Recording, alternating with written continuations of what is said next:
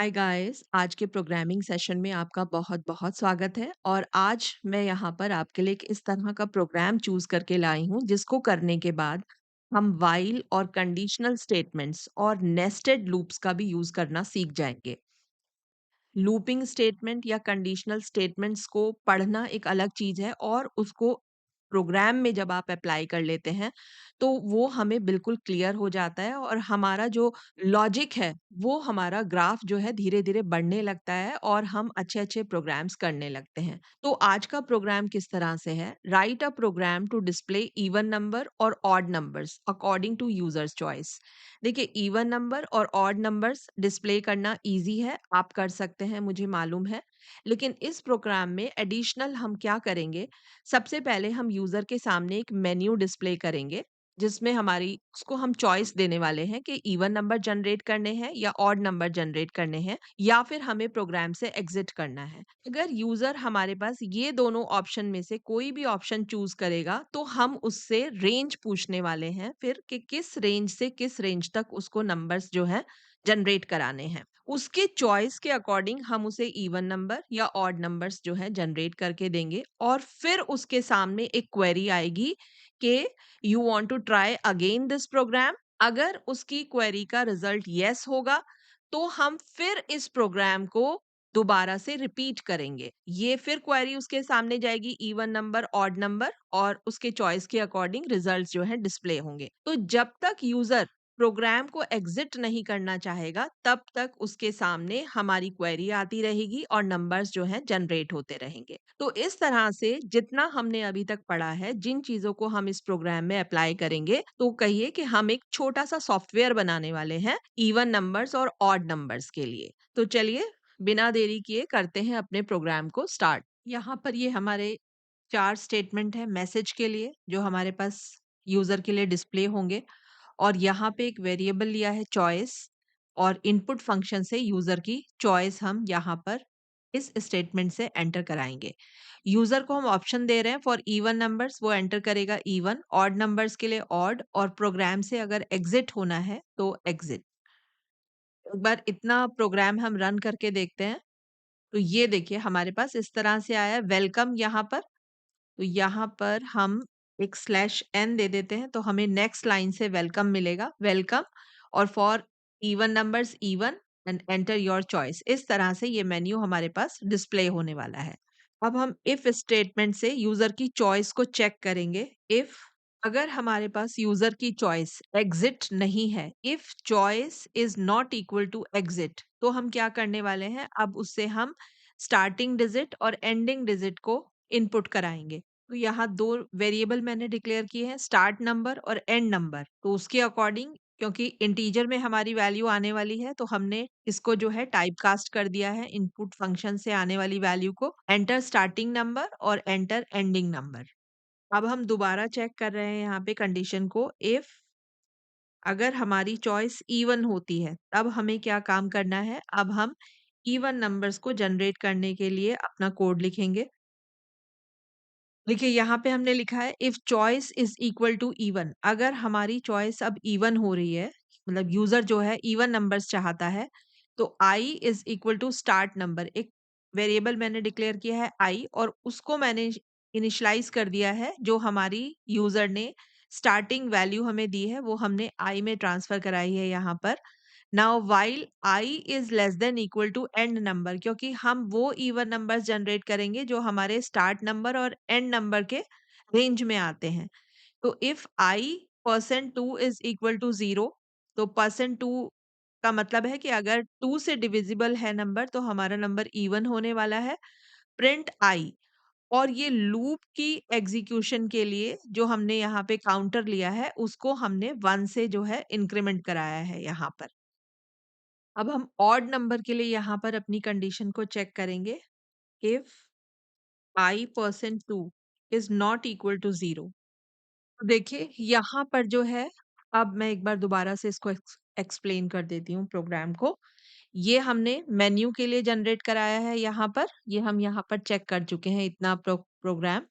Now if choice is not equal to exit, अगर user ने exit नहीं enter किया है, कुछ भी इन दोनों में से एंटर किया है, इवन या ऑड, तो वो चॉइस है हमारी चॉइस वेरिएबल में, क्योंकि इनपुट से हमारी एंट्री हो रही है डेटा की। Now if choice is not equal to exit, अगर हमारी चॉइस एग्जिट नहीं है तो क्या करना है, तब हमें स्टार्टिंग नंबर और एंडिंग नंबर को इनपुट कराना है यूजर से। और उसके बाद if choice is equal to even, तो हमने एक वेरिएबल लिया है आई और उसको इनिशियलाइज किया है स्टार्ट नंबर से, जो स्टार्टिंग वैल्यू दी है यूजर ने। Now while i less than equal to end number, तो इसके लूप के अंदर फिर हम एक एक नंबर को देखिए चेक कर रहे हैं इवन के लिए। If I percent two is equal to zero, मतलब टू से अगर वो नंबर पूरा पूरा डिविजिबल है तो उसको हम प्रिंट कराएंगे। और ये हमारा एक्सप्रेशन है वाइल लूप के काउंटर को यहाँ पर इंक्रीज कर रहा है, जिस तरह से हमारा ये व्हाइल लूप चलता है। अगर व्हाइल लूप में आपको कुछ भी प्रॉब्लम है समझने में, तो आप पीछे व्हाइल लूप वाला जो वीडियो है वो एक बार ज़रूर देख लीजिए, तो कॉन्सेप्ट व्हाइल लूप का क्लियर हो जाएगा। अब यहाँ पर अगर हमारा यूज़र का चॉइस इवन नहीं है, तो हमारा कंट्रोल कहाँ आएगा? यहाँ पर एलिफ पर, और वो दोबारा चेक करेगा choice is equal to odd. तो अगर हमारी ये चॉइस यहाँ पर मैच कर जाती है कंडीशन, तो i is equal to start number, फिर हमने इनिशियलाइज किया नंबर से, और उसी तरह से यहाँ पे हमने वाइल लूप लिया है while i less than equal to end number. और अब हम ऑड नंबर के लिए कंडीशन चेक कर रहे हैं कि if i percent two is not equal to zero then print i, मतलब अब इस केस में हमें ऑड नंबर्स मिलने वाले हैं। और देखिए ये जो स्टेटमेंट है असाइनमेंट स्टेटमेंट, और ये असाइनमेंट स्टेटमेंट, ये दोनों सेम है। यहाँ पर मैंने सिंपल तरीके से इसको डिक्लेयर किया है, और यहाँ पर हमने यूज किया है असाइनमेंट ऑपरेटर का, अर्थमेटिक असाइनमेंट ऑपरेटर्स जो है हमारे, उसको यहाँ पर मैंने यूज किया है। तो हमारी ये स्टेटमेंट से आई की वैल्यू 1 से इंक्रीज हो रही है। तो इतना काम हमारा यहाँ पे अंदर हो जाता है। अब इस केस को देख लेते हैं। If choice not equal to exit लिया हमने, तो ये अंदर जाएगा। अगर चॉइस जो है हमारी एग्जिट हो जाती है, तो यानी कि इफ के इसके हम यहाँ एल्स में आते हैं। यहाँ पर कहने का मतलब है कि सबसे पहले ही अगर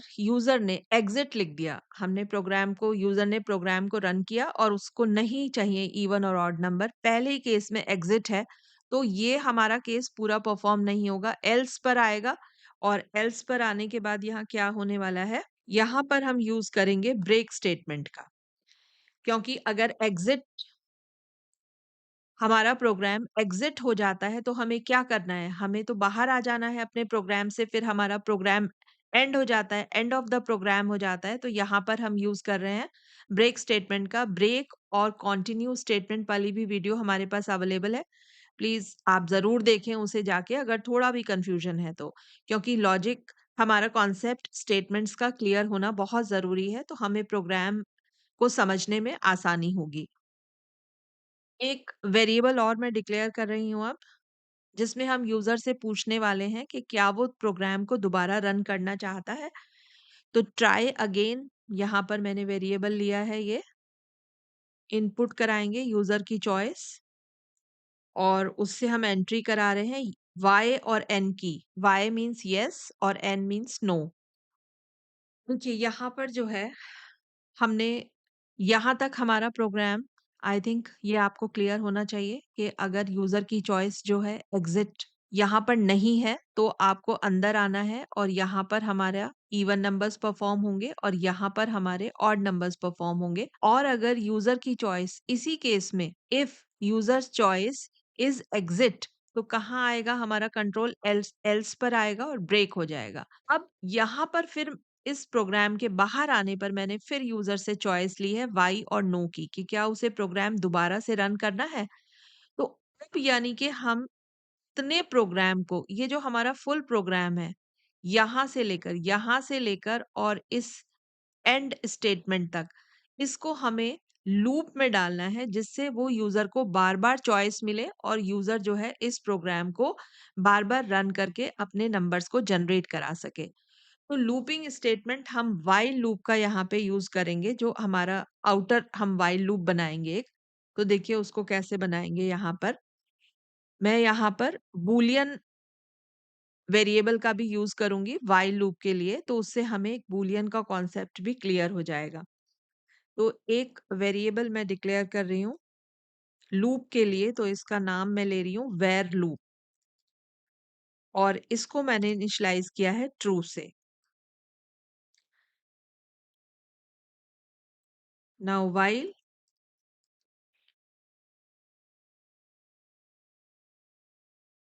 where loop. While where loop का मतलब है कि ट्रू, व्हाइल ट्रू, कि जब तक हमारा ये जो वैल्यू है ट्रू रहेगी, ये लूप हमारा कंटिन्यूअस काम करता रहेगा। अब यहाँ पर हमें इंडेंटेशन का भी ध्यान देना है, तो इस व्हाइल लूप के अंदर ये जो हमारा सारा प्रोग्राम है, ये इसके थोड़ा अंदर होना चाहिए यहाँ पे। तो इसके लिए क्या करते हैं, इसको मैं सेलेक्ट कर लेती हूँ यहाँ से प्रोग्राम को।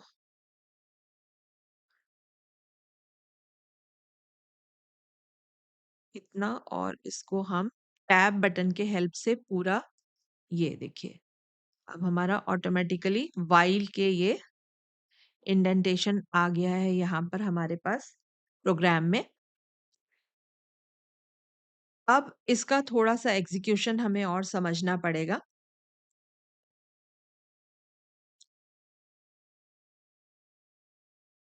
यहाँ पर मैंने यूज़ किया है, जब यूज़र से मैंने चॉइस ली है ट्राई अगेन, तो इफ ट्राई अगेन तो व्हाई। अगर यूज़र की चॉइस व्हाई है तो मैंने यहाँ यूज़ किया है कंटिन्यू। कंटिन्यू का मतलब है, देखिए ब्रेक और कंटिन्यू ये सब आपको डिस्क्रिप्शन में मिल जाएँगे, लिंक मैं दे दूँगी। आप जाकर वीडियोज़ को ज़रूर देख लें, अगर कोई भी इनमें प्रॉब्लम है तो। तो यहाँ पर हम कंटिन्यू का यूज़ कर रहे हैं। कंटिन्यू मीन्स कि क्या होगा कि हमारा दोबारा से ये कंटिन्यू हो जाएगा यहाँ पर। हमारा फिर व्हाइल लूप में आकर फिर ये प्रोसेस यहाँ पर हमारा कंप्लीट शुरू हो जाएगा।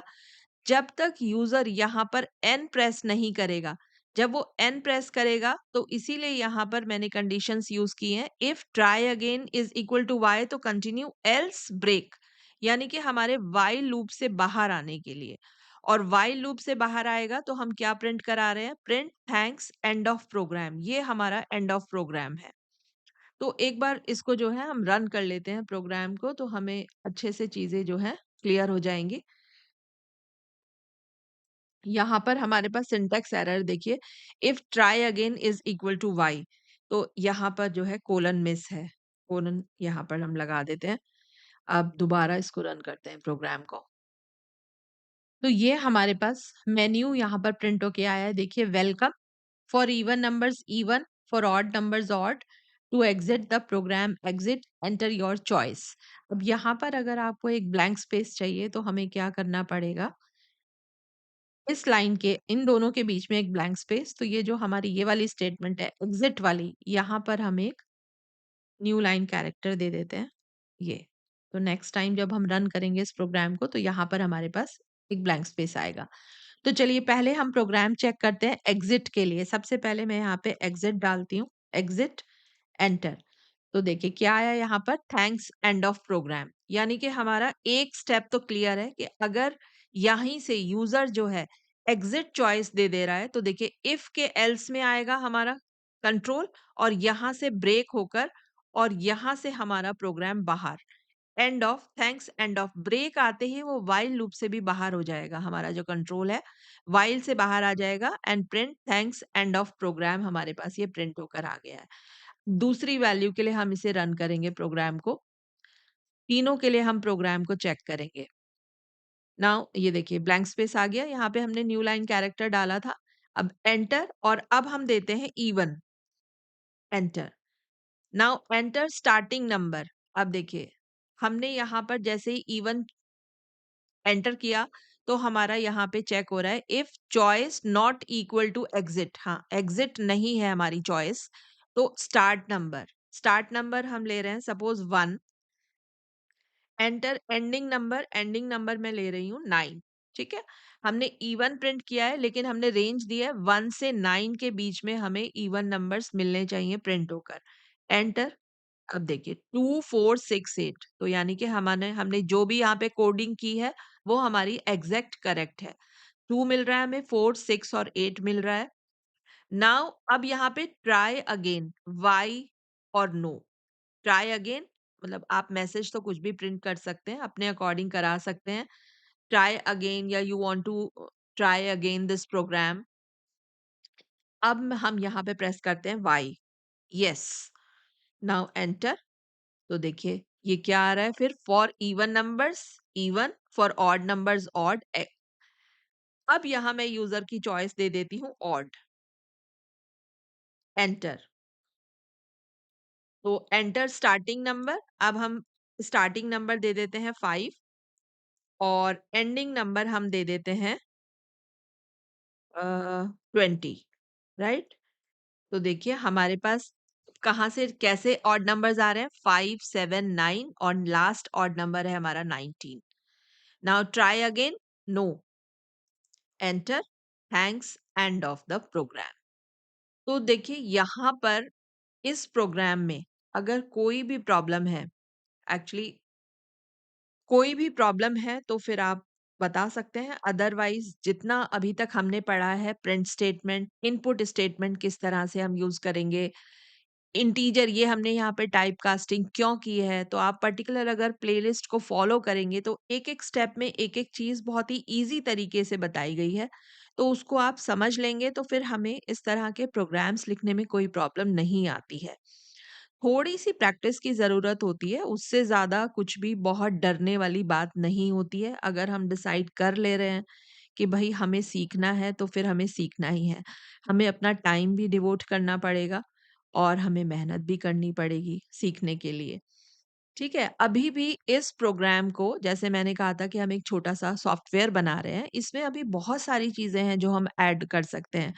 इसमें एक केस ये भी ऐड हो सकता है कि हो सकता है यूज़र जो है स्पेलिंग मिस्टेक कर दे, तो हमारा प्रोग्राम क्या होगा? एग्ज़िट हो जाएगा। तो वो चॉइस भी हम रख सकते हैं कि यूज़र की स्पेलिंग मिस्टेक हो तो हमारे पास आना चाहिए कि आपने जो है गलत डेटा एंटर किया है। आप सही स्पेलिंग जो है करेक्ट स्पेलिंग डालें, इस तरह से।